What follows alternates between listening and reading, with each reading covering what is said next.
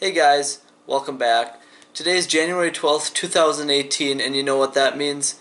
Ice fishing season is in full swing around most of the northern Midwest. Now today our video is going to talk a little bit about rigging up your inline reels and rods for walleyes. So with us today, I'll be showing you guys a setup here on a medium light 28-inch Wright and McGill fishing combo. This one retails for about $60. Real smooth, nice, flexible all the way around, but still stiff enough where you can jig ripping wraps, jigging wraps, really anything small. When you get to the heavier spoons, you want to move up to a medium or a medium heavy rod, which is what I have here.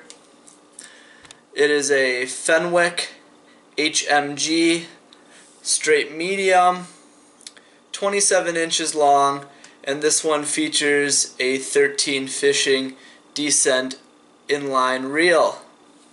I just went and picked up both of these items at our local bait shop, Windrow's North Outfitters. Great rod and reel combo so far.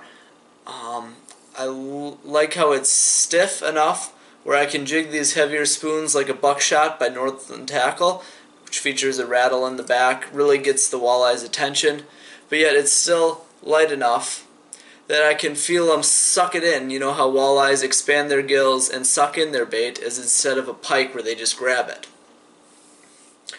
So we're going to go back to the Wright and McGill here. So we'll start with the backing. I've got about 100 yards of 20-pound test Suffix Performance braid on there. Right there.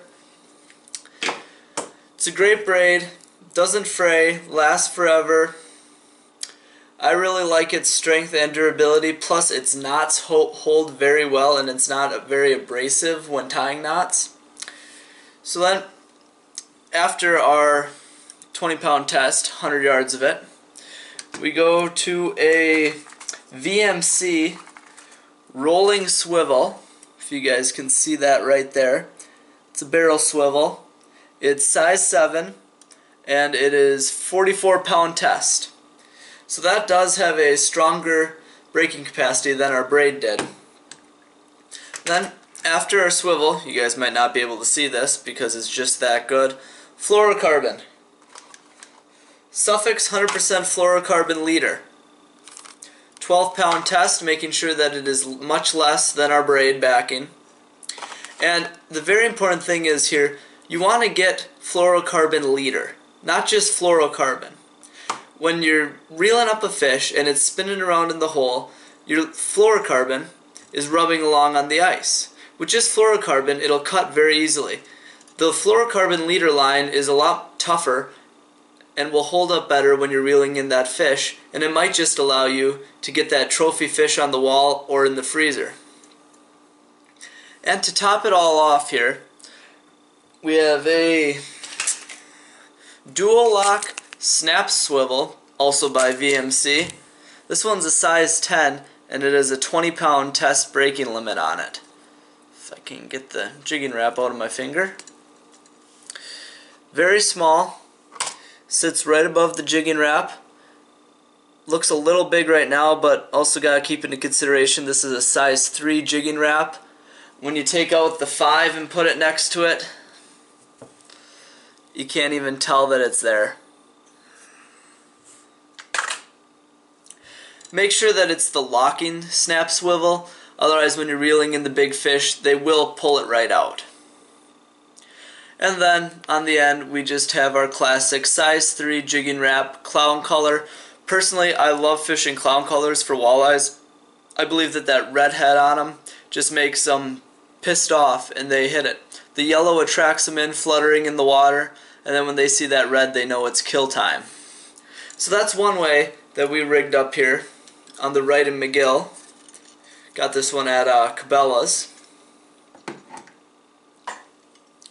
And then it's pretty much the same thing over here on our Fenwick rods HMG paired with the 1-3 fishing descent inline reel. we have our trusty 20-pound Suffix Performance braid. Use it for bass fishing. You can really use it all year round because it's just backing, and if you're fishing in a shack you don't have to worry about it freezing up. And then we go down to our VMC rolling barrel swivel, size 7. Tie a couple good knots on there, you can see that. Then we have about 18 inches of our fluorocarbon leader line. Like I said earlier, I think I left out the length, but you just want it so that your barrel is right below the first eye, like it is there, when your bait is in the hook keeper there.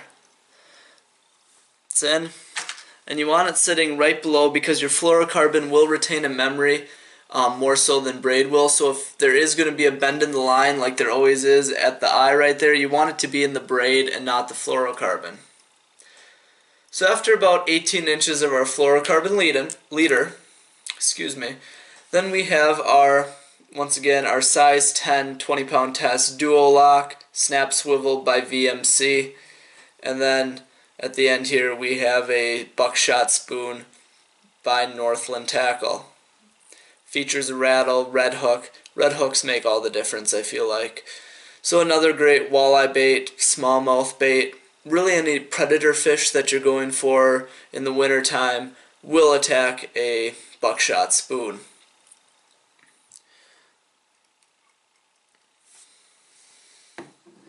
So those are just a couple ways to rig up your jigging rods when you're targeting walleyes this ice fishing season and for more ice fishing seasons to come until more advanced technology comes out.